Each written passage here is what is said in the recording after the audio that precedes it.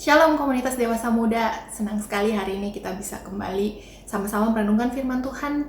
Dan firman hari ini saya ambil dari Kejadian 22 ayat 1-3. Saya bacakan, setelah semuanya itu Allah mencoba Abraham.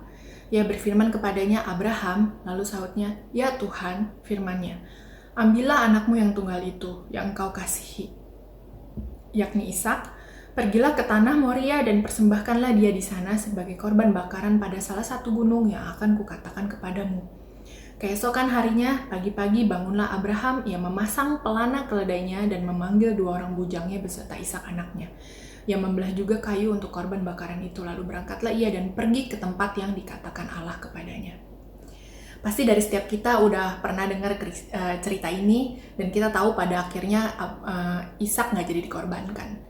Waktu saya merenungkan kisah ini, di mana kita tahu Abraham itu menantikan 25 tahun lamanya sampai dia mendapatkan Ishak.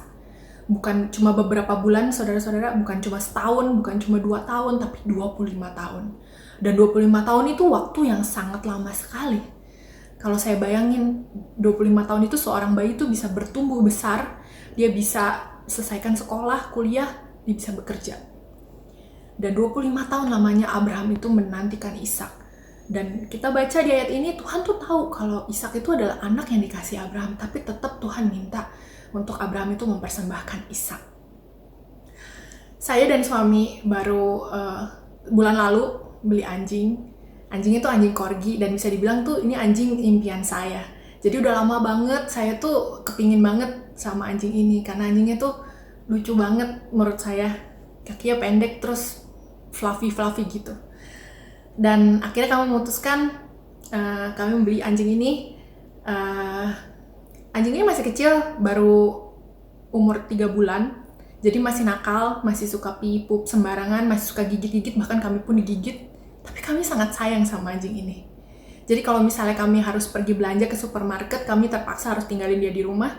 Tapi kami tuh pengen cepet-cepet pulang gitu. Kami kepikiran, kami kangen sama dia. Kami takut kalau tiba-tiba dia tuh entar nangis-nangis nyariin kami gitu. Karena kadang-kadang kalau misalnya kami tinggal di bawah dan kami ke atas gitu naik, dia suka gonggong-gonggong nangis-nangis karena pengen ikut gitu. Dan saya nggak bisa bayangin sih kalau anjing kami ini tiba-tiba misalnya mati atau diambil orang atau kenapa-kenapa gitu. Dan ini cuma masalah seekor anjing yang baru saya pelihara tuh 1 bulan lamanya. Saya nggak bisa bayangin sih gimana perasaan Abraham waktu itu yang udah menantikan anak tuh 25 tahun lamanya. Tapi yang menarik di sini adalah bagaimana Abraham meresponi Tuhan. Kalau kita baca di ayat selanjutnya itu dikatakan langsung keesokan harinya pagi-pagi. Abraham langsung melakukan apa yang Tuhan perintahkan. Dan saya nggak ketemu di Alkitab itu tercatat Abraham itu menolak, apalagi Abraham itu mempertanyakan Tuhan. Emang kenapa Tuhan? Aneh banget. Buat apa Tuhan? Kok gitu? Seberapa banyak dari kita di sini yang juga mungkin hari-hari ini mempertanyakan Tuhan? Kok gini sih Tuhan? Kok gitu? Atau mungkin bahkan kecewa sama Tuhan. Dulu saya juga sempat bertanya-tanya sama Tuhan. Jadi Oktober tahun lalu saya dan suami itu baru kembali ke Indonesia. Sebelumnya itu 12 tahun kami tinggal di Jerman.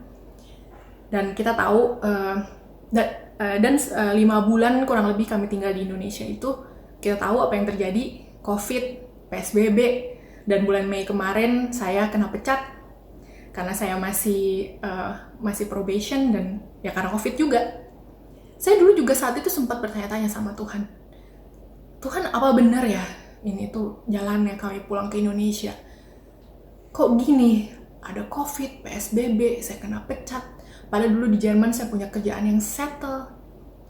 Terus karena PSBB jadi nggak bisa kemana-mana. Padahal waktu itu dari PSBB pertama di Jerman itu udah kembali normal. Orang tuh udah bisa kembali jalan-jalan. Dan waktu itu saya bertanya-tanya sama Tuhan. Tapi hari ini saya sangat diberkati oleh kisah Abraham ini, dan saya pengen kita sama-sama belajar dari Abraham untuk memiliki respon hati yang benar. Ingatlah saudara-saudara, kita itu tidak punya hak untuk mempertanyakan apapun sama Tuhan, dan Tuhan pun juga gak bertanggung jawab untuk menjawab apapun pertanyaan kita. Dan dari pribadi Abraham saya belajar Abraham itu sama sekali nggak meragukan Tuhan.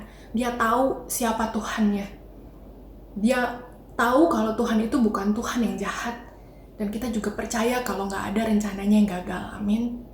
Maka dari itu saudara-saudara, marilah kita miliki di sini sama-sama belajar memiliki sikap hati yang benar, terutama dalam menghadapi masa-masa sulit seperti sekarang ini.